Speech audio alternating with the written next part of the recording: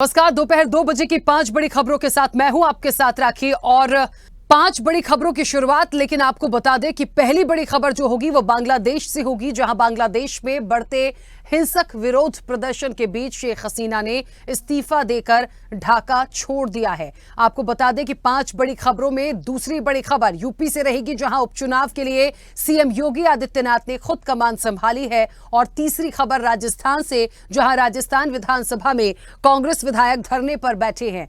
चौथी बड़ी खबर बिहार से, जहां नीतीश कैबिनेट में 36 एजेंडों पर मुहर लगी। और 5वीं बड़ी खबर महाराष्ट्र से, जहां अजीत पवार पर एनसीपी नेता जितेंद्र आव्हाड बरस पड़े हैं।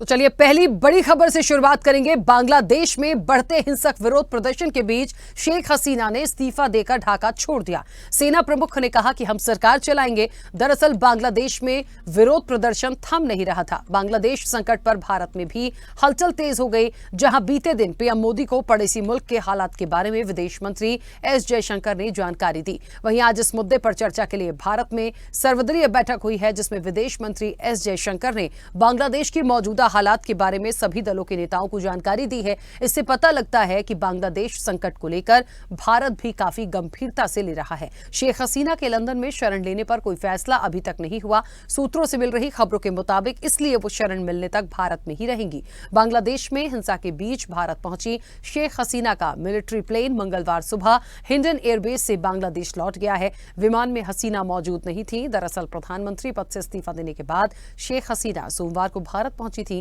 वे लंदन या फिनलैंड जा सकती हैं। हसीना के खिलाफ 2 महीने से जारी प्रदर्शन में सोमवार को जमकर हिंसा हुई। हसीना इसके बाद ढाका से अगरतला के रास्ते भारत पहुंची थी।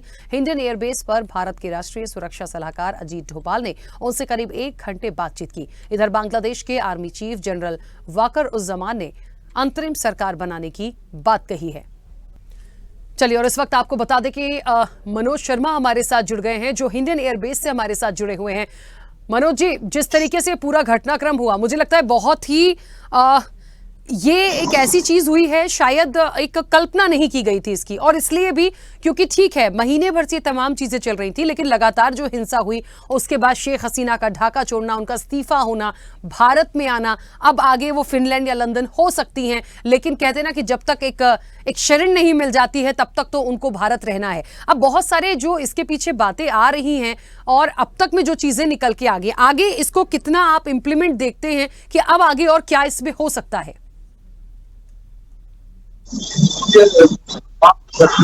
है पूरा कल से हम टीवी चैनल के माध्यम से अपने दर्शकों को दिखा रहे हैं लगातार।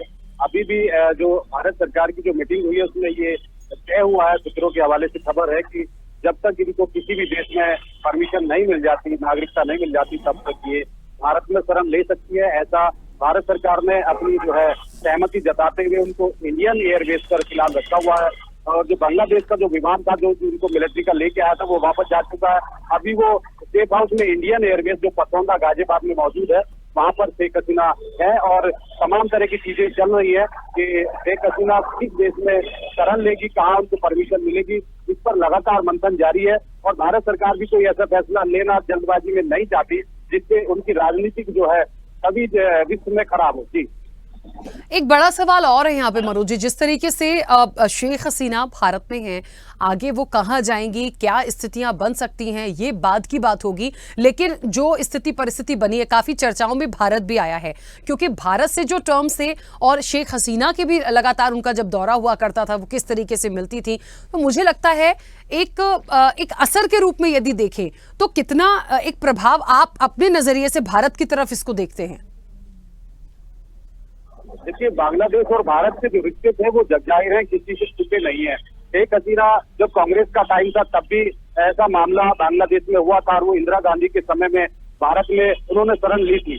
अभी भी शेख हसीना भारत में मौजूद है और जो रिश्ते जिस तरह से भारत के और बांग्लादेश के हैं, उन रिश्तों के हिसाब से शेख हसीना भारत में रह सकती है जब तक उनको बाहर की किसी देश की परमिशन मिल जाती है। लेकिन सवाल ये जरूर उठता है कि बांग्लादेश और भारत के जो रिश्ते लगातार बन रहे थे, उनमें कहीं ना कहीं कटास जरूर उत्पन्न होगा, क्योंकि अगर नई कोई सरकार आती है बांग्लादेश में, तो सरकार में जो लगाव, जो प्यार, जो मोहब्बत, जो सौहार्दपूर्ण भाव था सरकार का, वो कहीं ना कहीं देखने को इस सरकार के मुनाफी दूसरी सरकार में नहीं मिल पाएगा, ऐसा सूत्रों का कहना है। और ऐसा लग भी रहा है कि शेख हसीना बराबर भारत से रिश्ते अपने मजबूत कर रही थी। जो हमारा रोजगार था, जो हमारे बिजनेस थे, जो हमारी कुछ इंडस्ट्रीज थी, वो बांग्लादेश में लगातार डेवलप हो रही थी और इंडियन लोग जो है वहाँ पर अमन और चैन से रह रहे थे।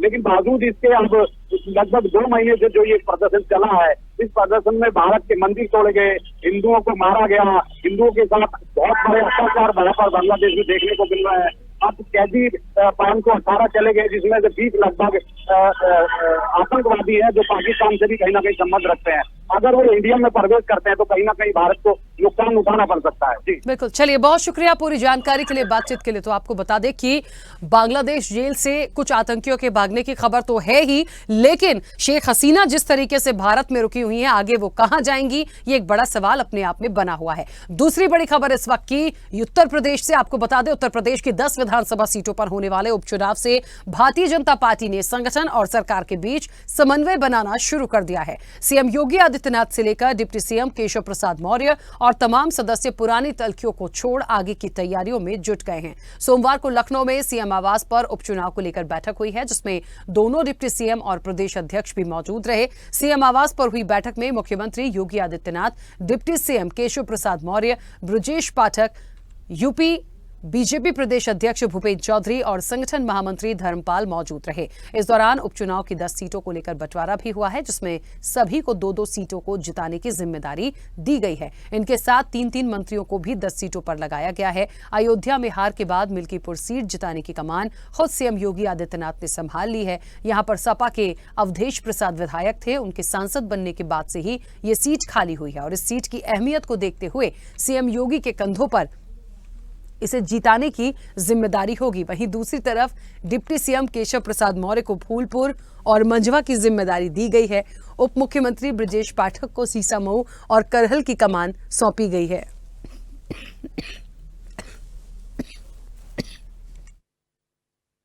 इस वक्त आपको बता दें कि हमारे सहयोगी समीर खान हमारे साथ जुड़ गए हैं। समीर, जिस तरीके से चुनाव की तैयारी है और जाहिर तौर पर ये चुनाव जो होगा, उपचुनाव जो होगा, बेहद महत्वपूर्ण होगा उत्तर प्रदेश के लिए, क्या हलचल है?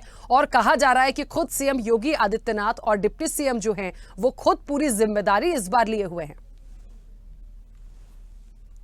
जी, आपको बताना चाहूंगा, जिस तरीके से अयोध्या सीट लोकसभा में भारतीय जनता पार्टी को हार का सामना करना पड़ा, तो कहीं ना कहीं एक बहुत बड़ा संदेश पूरे देश में गया है। क्योंकि अयोध्या में श्री राम प्रभु का मंदिर की स्थापना भारतीय जनता पार्टी ने जल्द से जल्द कराई थी। लेकिन मैं अगर बात करूं तो मिल्कीपुर विधानसभा से विधायक थे अवधेश प्रसाद, जो इस समय अयोध्या के सांसद हुए हैं। तो कहीं ना कहीं प्रतिष्ठा पर सीट लगी हुई है, जिसकी खुद मुख्यमंत्री योगी आदित्यनाथ ने भागडोर संभाली और आज अयोध्या भी रहे मुख्यमंत्री योगी आदित्यनाथ। तो वहां के जनप्रतिनिधियों से उन्होंने मुलाकात भी की है। मुलाकात करने के बाद सभी प्रतिनिधियों को जिम्मेदारी भी दी है कि धरातल पर जुड़े रहें, क्योंकि ये सीट जीतना बहुत महत्वपूर्ण है भारतीय जनता पार्टी की। क्योंकि भारतीय जनता पार्टी 10 सीटों पर जीत हासिल करने की बड़ा दावा करती नजर आ रही है। जी बिल्कुल, तो कितना बड़ा टास्क होगा ये समीर? देखिए, सवाल इसलिए भी है क्योंकि अयोध्या सीट जिताने की जो बात हो रही है वो सीएम योगी आदित्यनाथ खुद लिए हुए हैं। अपने कहते हैं ना कि अपने ऊपर पूरा भार उन्होंने उस सीट का ले लिया। ऐसे ही जो केशव प्रसाद मौर्य हैं उनके लिए अलग सीटों की दारोमदार उन्होंने उठाया हुआ है। तो ये जिम्मेदारी जो है, क्या एक चुनौती जैसा ले रहे हैं? मुझे लगता है इस चुनाव को कहीं ना कहीं भारतीय जनता पार्टी के दिग्गज। जी बिल्कुल, भारतीय जनता पार्टी की अगर बात कर ले तो राकेश जी, भारतीय जनता पार्टी सभी सीटों पे अपने सम्मान लगाकर चुनाव लड़ रही है। क्योंकि ये एक तरीके टेस्ट मैच की तरह होगा 2027 से पहले, कि 10 सीटों में ज्यादा भारतीय जनता पार्टी जीतने का इस बार दावा कर रही है। अगर हम बात कर लें फूलपुर की, तो केशव प्रसाद मौर्य को इसकी जिम्मेदारी मिली है और प्रयागराज से ठीक ठाक उनका दबदबा रहा है और भारतीय जनता पार्टी का वर्चस्व माना जाता है प्रयागराज में, जहाँ से सीट आती है।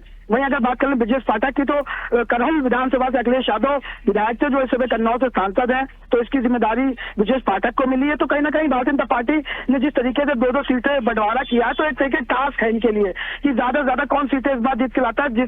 जिस तरीके से सभी को 2-2 सीटों का टास्क मिला है, तो सबसे बड़ी जिम्मेदारी अयोध्या की मिल्कीपुर की है, जहां से मुख्यमंत्री योगी आदित्यनाथ स्वयं जिम्मेदारी संभाले हैं। जी अच्छा, एक छोटा सा सवाल और समीर, जो इस वक्त स्थितियां परिस्थितियां हैं इस लोकसभा के बाद जो number of seats Bharatiya Janata party की आई, ये उपचुनाव तो जाहिर तौर पर एक बड़ी चुनौती है और इलेक्शन तो देखिए चुनौती ही होते हैं राजनीतिक दल के लिए, लेकिन जो एक कहना चाहिए जो आओ हवा कह रही है इस उपचुनाव की, वो किस तरफ जाती दिखती है? कुछ हलचल होगी इस उपचुनाव को लेकर?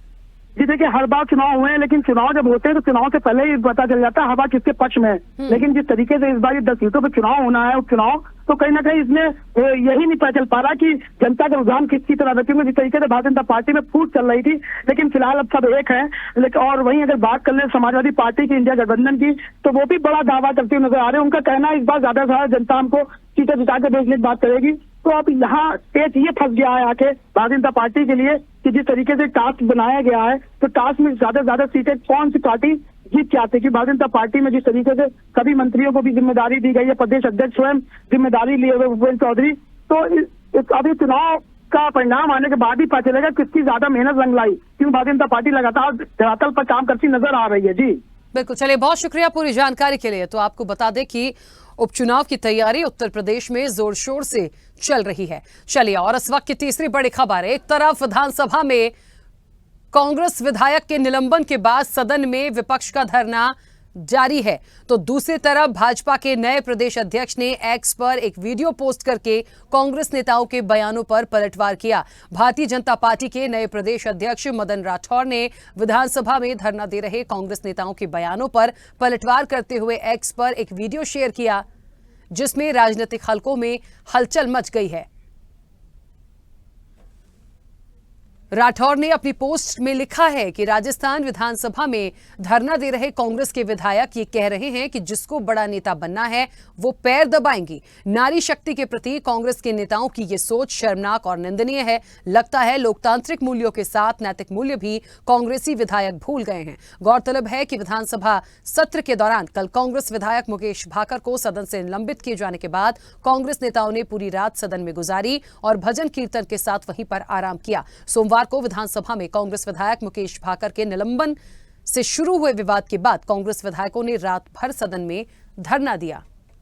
चलिए इस वक्त आपको बता दें कि हमारे सहयोगी सद्दाम खान हमारे साथ जुड़ गए हैं। सद्दाम, वाकई में खैर निलंबन हो गया है तो कह सकते हैं कार्रवाई हुई है, लेकिन क्या इस तरह के बेतुके बयान देना या इस तरह की बातें करना, नारी शक्ति के लिए इस तरह की बातें करना, कुल मिला के ये जो बात पूरी आई, अब कहां और किस दिशा में यहां की सियासत को देख रहे हैं आगे? बिल्कुल राखी जी, आपको बता दूं कि राजस्थान विधानसभा में धरने पर बैठे कांग्रेस विधायक को कांग्रेसी विधायक जिसको बड़ा नेता बनने पर पैर दबाएगी, इस तरीके का राजस्थान के भाजपा अध्यक्ष के ट्वीट से सियासी गरमाई हुई है। एक तरफ विधानसभा में कांग्रेस विधायक के निलंबन के बाद सदन में विपक्ष धरना दे रहा है, तो दूसरी ओर भाजपा के नए प्रदेश अध्यक्ष ने एक वीडियो पोस्ट करके कांग्रेस नेताओं के बयान पर पलटवार किया था। वहीं भारतीय जनता पार्टी के नए प्रदेश अध्यक्ष मदन राठौर ने विधानसभा में धरना दे रहे कांग्रेस नेताओं के बयान पर पलटवार करते हुए एक वीडियो शेयर की थी, जिसमें राजनीतिक हलकों में हलचल मची हुई है। वहीं राठौर ने अपनी पोस्ट पे लिखा था, राजस्थान विधानसभा में धरना दे रहे कांग्रेस विधायक ये कह रहे हैं कि जिसका बड़ा नेता बनना है वे पैर दबाएगी। कहीं ना कहीं नारी शक्ति के प्रति कांग्रेस के नेताओं की ये सोच शर्मनाक और निंदनीय है। जी राखी जी। चलिए एक बात तो बड़ी महत्वपूर्ण है सद्दाम की वाकई में इस तरह का बयान तो शर्मनाक है, लेकिन जब कांग्रेस विधायक या जनप्रतिनिधि इस तरह का बयान देते हैं तो वो सियासत इतनी जल्दी खत्म नहीं हो सकती, क्योंकि धरने पर बैठे हैं, उनका निलंबन हो चुका है, लेकिन आने वाले समय में मुझे लगता है ये बात और दूर तक जाएगी। भारतीय जनता पार्टी की तरफ से क्या प्रतिक्रिया इस पूरे मामले पर? बिल्कुल राखी जी, आपको बता दूं कि आज विधानसभा चल रही थी, वहाँ कहीं ना कहीं विधानसभा भी बंद कर दी गई है और दूसरी तरफ कहीं ना कहीं इस तरीके से जो पोस्ट किया है राठौर ने, तो कहीं ना कहीं राजनीतिक हलचल बिल्कुल गरमाई हुई। बिल्कुल राखी जी। चलिए बहुत शुक्रिया सद्दाम पूरी बातचीत के लिए, जानकारी के लिए। तो राजस्थान में आपको बता दें कि सियासत गरमाई है और जाहिर तौर पर नारी शक्ति को लेकर जो बयान आया वो बहुत ही निंदनीय था। चौथी बड़ी खबर का रुख करते हैं। बिहार के मुख्यमंत्री नीतीश कुमार की अध्यक्षता में हुई कैबिनेट में 36 महत्वपूर्ण प्रस्तावों को मंजूरी दी गई है। बैठक में पीएमसीएच में राष्ट्रीय आयुर्विज्ञान संस्थान नई दिल्ली के मानकों के अनुरूप 4315 नए पद सृजित किए गए हैं। इसके साथ ही स्वास्थ्य और परिवहन विभाग में नौकरी देने का फैसला लिया। पटना जू में 1977 से चल रही टॉय ट्रेन को फिर से चलाया जाएगा। बिहार सरकार ने उद्योग नीति में बड़ा बदलाव किया है। बिहार की कंपनी को टेंडर मिलेगा। बिहार में जीएसटी रजिस्टर्ड होना चाहिए। L1 से अधिकतर रहने वाले कंपनी को टेंडर दिया जाएगा और 1 साल पुरानी कंपनी को भी लाभ मिलेगा। कैबिनेट अपर मुख्य सचिव डॉक्टर सिद्धार्थ ने बताया कि राज्य सरकार के इस प्रावधान से बिहार की कंपनियों को मौका मिलेगा। अभी बिहार के बाहर की कंपनियों को टेंडर ज्यादा मिल रहा है। बिहार की कंपनियों को 15% तक की भी छूट मिलेगी। L2 कंपनी को इससे फायदा होगा। वहीं बिहार खरीद अधिमानता नीति 2024 को भी स्वीकृति दी गई है। चलिए, और इस वक्त आपको बता दें कि ब्यूरो चीफ धर्मेंद्र कुमार हमारे साथ जुड़ गए हैं। धर्मेंद्र जी, जिस तरीके से 36 एजेंडों पर मुहर लगी है और मुझे लगता है ये पूरा जो आया और एक जहां तक नए पदों को भर्ती की बात होती है तो कितना इसमें इंप्लीमेंट होता दिखेगा। अब इंप्लीमेंट के सवाल मैं इसलिए भी कर रही हूं क्योंकि जब कहते हैं ना कि मुहर लग जाती है, तमाम चीजें आ जाती हैं, नए पद सृजित हो जाते हैं, लेकिन वो फुलफिल होके इंप्लीमेंट कैसे होंगे। कई सारी चीजों पर और जो 36 एजेंडे हैं उन पर भी जो बात किया गया है, जो एक उद्योग नीति में बदलाव की बात की गई है, किस तरीके से इसको देखते हैं और कितना बड़ा एक बदलाव के रूप में ये कहीं ना कहीं बिहार के लिए होगा। जी बिल्कुल, आप तो सही बात आपने कही कि नीतीश कुमार की अध्यक्षता में जो कैबिनेट की बैठक हुई जिसमें 36 एजेंडों पर मुहर लगी है, ये ठीक है।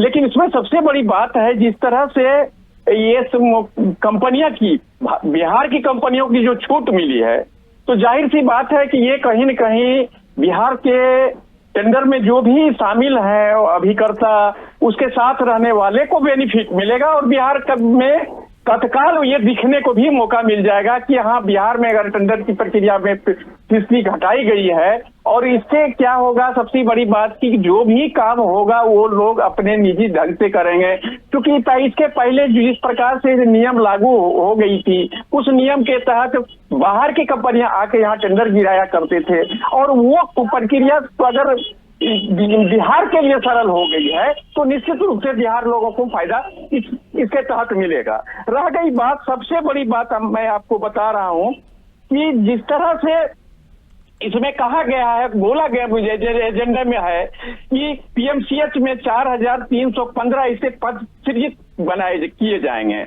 और जब से ये भी बात है कि अच्छी बात है, सृजित अगर होना है तो निश्चित रूप से उसमें रोजगार मिलेगा और रोजगार मिलेगा तो नया आयाम होगा लोगों में, ये भी बात है। लेकिन और सबसे बड़ी बात, जू केंद्र सबसे बड़ी, ये सबसे पुराना यहाँ चिड़ियाघर है और चिड़ियाघर में 2015 से जो है वो टॉय ट्रेन बंद थी और वो बच्चों के लिए खास करके नहीं बल्कि सभी लोगों के लिए वो आकर्षक का केंद्र होता था। और मुझे भी याद है, मैं भी गया था चिड़ियाघर उस समय, तो मैं देखा था उस ट्रेन को और सारे बच्चे छोटे बच्चे उसका लुत्फ उठाते थे अंदर में जाके। तो ये चीज जो अगर चालू हो रहा है जिस प्रकार से, तो ये कहीं न कहीं अच्छी बात है। यानी मिला जुला के जिस तरह का बिहार का एजेंडा को प्रस्तावित हुई है और स्वीकृति मिली है, तो निश्चित रूप से ये सरकार के साथ साथ यहाँ के वासियों को लिए भी बेनिफिट है। बिल्कुल। चलिए धर्मेंद्र जी, बहुत शुक्रिया पूरी जानकारी के लिए, बातचीत के लिए। तो आपको बता दें, नीतीश कैबिनेट में 36 एजेंडों पर मुहर लगी है। कितना इंप्लीमेंट होंगे, लेकिन बिहार के लिए यदि इंप्लीमेंट होता है तो काफी ज्यादा अच्छा होगा। और पांचवी इस वक्त की एक बड़ी खबर महाराष्ट्र से। महाराष्ट्र में इसी साल के अंत में विधानसभा के चुनाव होने हैं और इससे पहले राज्य की सियासी हलचल जो है वो तेज हो गई है। इसी बीच एनसीपी के नेता जितेंद्र आह्वान ने अजीत पवार पर हमला बोला। उन्होंने अजीत पवार को गद्दार बताते हुए कहा कि ऐसे लोगों से आप क्या प्यार करेंगे, उन पर कैसे भरोसा करेंगे। उन्होंने कहा कि बीजेपी से हाथ मिलाने वालों पर भला कैसे भरोसा किया जा सकता है। आपको बता दें कि राकापा यानी शरद पवार खेमे के मुख्य सचेतक हैं जितेंद्र आह्वान ने अजीत पवार को गद्दार बताते हुए कहा कि वो चाचा यानी शरद पवार की मौत का इंतजार कर रहे थे। क्या हम किसी बुजुर्ग की मौत का इंतजार करते हैं? जिस बच्चे को चलना सिखाया और उस बच्चे ने चाचा को ही बाहर का रास्ता दिखा दिया। उन्होंने कहा कि ऐसे गद्दारों को जनता जरूर सबक सिखाएगी और इस कृत्य का हिसाब लेगी।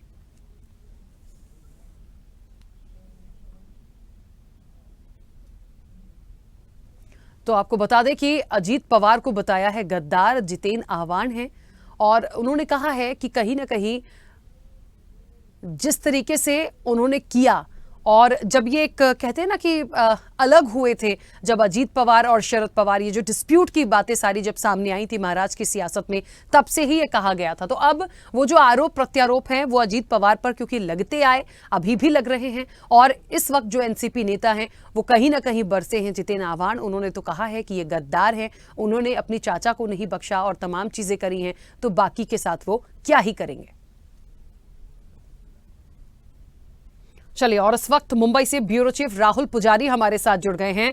राहुल, जिस तरीके से कहते हैं ना कि महाराष्ट्र की सियासत एक तो बहुत अलग है अपने आप में, इसको समझना जानना, और जो डिस्प्यूट आया था जिस समय पे, काफी वक्त हालांकि हो चुका है, इसके बाद काफी चीजें हुई हैं, लेकिन अब क्योंकि इस साल एंड में, इस ईयर एंड में इलेक्शन होना है, ये जितेंद्र आव्हाड जो कह रहे हैं और काफी कुछ कह रहे हैं कि वो तो चाचा की मौत का इंतजार कर रहे थे। देखिए, गंभीर आरोप तो हैं, इतना खुल के बेबाकी से आरोप लगा देना, इसके पीछे कुछ ना कुछ तो है। तो ये जो आरोप प्रत्यारोप आए, मुझे लगता है कि क्या अजीत पवार की तरफ से कोई ऐसी बात आई है, कोई बयान उनकी तरफ से आया है, और आगे ये बयान और ये सियासत किस दिशा में दिखती है? देखिए राखी, मैं बता दूं, जिस तरह से जितेंद्र आव्हाड बोलते हैं वो एनसीपी के दूसरे संजय राउत है। जिस तरह संजय राउत बाल ठाकरे की, जो उद्धव ठाकरे की जो है शिवसेना, उसमें बड़बड़ेपन में बोले जाने जाते हैं, उसी तरह जितेंद्र आव्हाड भी जाने जाते हैं एनसीपी के। तो आप देख सकते हैं जिस तरह से एनसीपी के जितेंद्र आव्हाड ने अजित पवार, जो कुछ दिन पहले उनके साथी भी हुआ करते थे, उनको जिस तरह से गद्दार बोला, तो कहीं ना कहीं शरद पवार का हाथ है, कहीं ना कहीं उनकी सह है, तभी इतनी बड़ी बोल वचन बोल दिया। वरना उन इतने बड़े कद के नेता को इतना बड़ा गद्दार बोलना अलग बात होती है। लेकिन जिस तरह से जितेंद्र आव्हाड आए दिन मीडिया में सुर्खियों में बने रहते हैं और इस तरह से बोलना, और देखिए 2 महीने बाद अब विधानसभा चुनाव आ रहे हैं, इसको लेके कहीं ना कहीं सियासी हलचल तेज होगी, एक दूसरे पे प्रत्यारोप और इस तरह आरोप लगाए जाएंगे। लेकिन कहीं ना कहीं ये जितेंद्र आव्हाड का बहुत बड़ा बयान है, और अजित पवार जैसे कद के नेता को बोलना एक मामूली बात नहीं है। कहीं ना कहीं शरद पवार का हिस्सा है, इसके बाद जितेंद्र आव्हाड की ये बोली निकलेगी। नहीं, जितेंद्र आव्हाड कभी भी जिंदगी में अजित पवार के ऊपर उंगली नहीं उठा सकते। और जितेंद्र आव्हाड ने सीधी सीधी कहा, जिसने उंगली पकड़ के राजनीतिक में लेके आए, जो शरद पवार चाचा, जिसने राजनीति की ABCD सिखाई, उसके बाद उनको छोड़ के जाना और बीजेपी के संग हाथ मिलाना, तो ये बहुत बड़ी बात है। तो कहीं ना कहीं पूरी राजनीति का अगर देखी जाए तो इस तरह से प्रत्यारोप आरोप लगते रहेंगे, और जिस तरह से दो महीने बाद विधानसभा चुनाव होने वाले हैं, इसको देख के कहीं ना कहीं ऐसा लग रहा है शरद पवार का पूरी तरह से जितेंद्र आव्हाड पे हाथ रखा गया है, तभी अजित पवार के लिए ये शब्द बोले गए। जी राखी, ठीक है राहुल, बहुत शुक्रिया पूरी बातचीत के लिए, जानकारी के लिए। तो आपको बता दें कि देखिए, महाराष्ट्र की सियासत बहुत अलग है, इस साल इलेक्शन होने हैं, और जिस तरीके से जितेंद्र आव्हाड ने अपनी बातों को रखा है, जो तीखे तंज कसे हैं अजीत पवार पर, वो निश्चित तौर पर कई सारे अलग अलग मायनों में सामने तो आए हैं, लेकिन बिना संरक्षण के, बिना किसी ताकत के वो ऐसे नहीं कह सकते थे। खैर, 2 बजे की 5 बड़ी खबरों में बस इतना ही। बने रहिए स्वदेश न्यूज के साथ, सबसे पहले देश।